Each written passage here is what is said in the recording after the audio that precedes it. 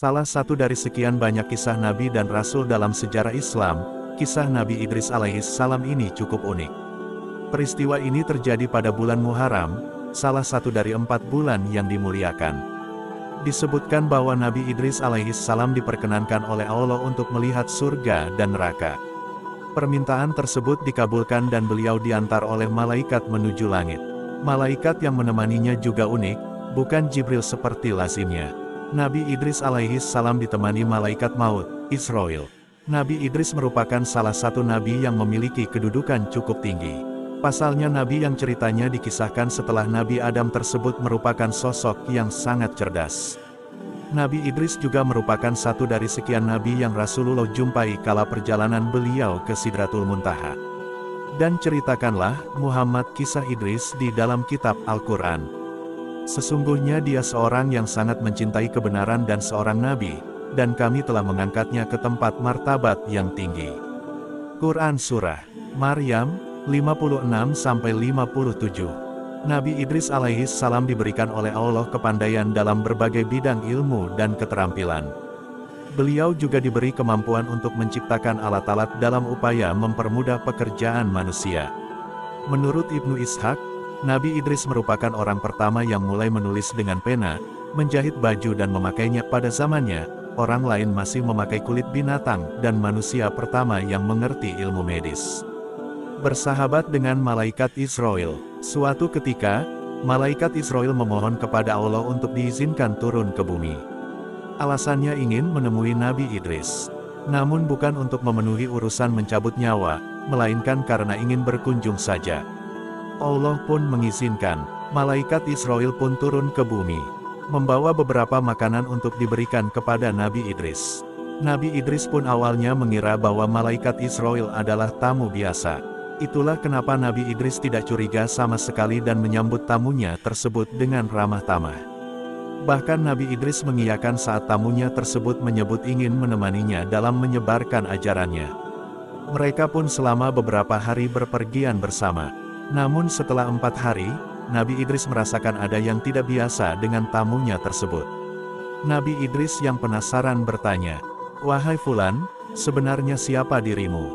Kenapa kau ingin menemaniku dalam menyebarkan ajaranku?" Tanya Nabi Idris. "Aku sebenarnya adalah malaikat maut," balas Israil kepada pertanyaan Nabi Idris.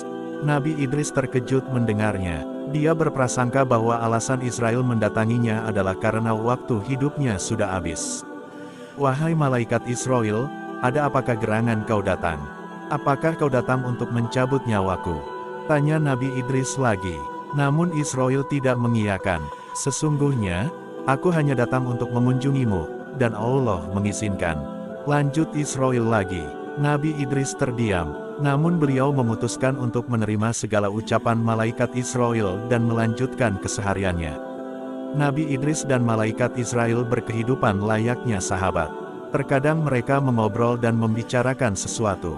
Hingga pada suatu hari, Nabi Idris meminta malaikat Israil untuk mencabut nyawanya dan menghidupkannya kembali.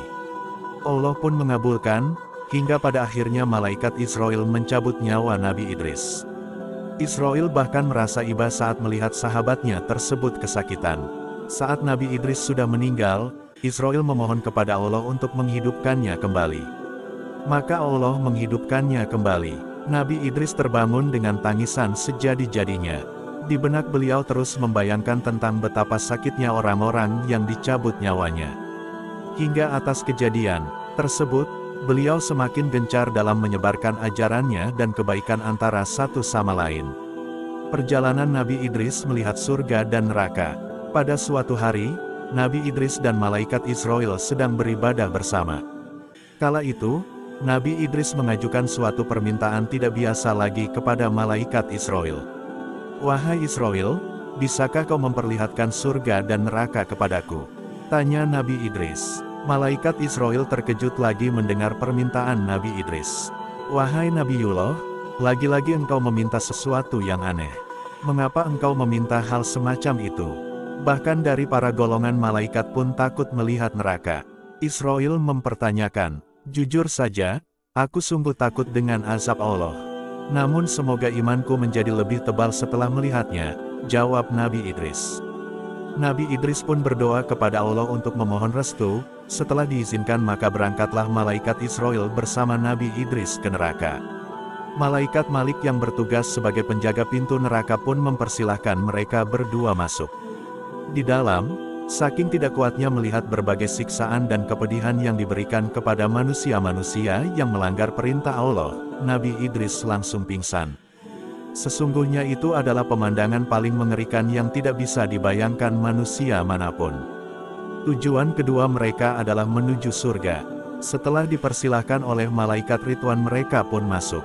Di sana, reaksi Nabi Idris juga hampir pingsan, namun bukan karena takut, melainkan karena tidak kuasa menyaksikan kemegahan dan keindahan surga.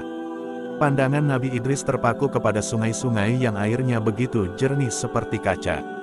Pinggiran sungai terdapat pohon-pohon yang bagian batangnya terbuat dari emas. Lalu ada juga istana-istana yang telah disediakan untuk para penghuni surga. Seluruh penjuru terdapat pohon-pohon yang berbuah begitu segar, harum dan terlihat enak. Kala tiba masanya pulang, Nabi Idris menolak untuk pulang dan ingin tetap berada di surga. Namun malaikat Israel meyakinkan dengan berucap, "Wahai Nabiullah, engkau boleh tinggal di sini setelah hari kiamat nanti, setelah semua amal ibadahmu dihisap oleh Allah.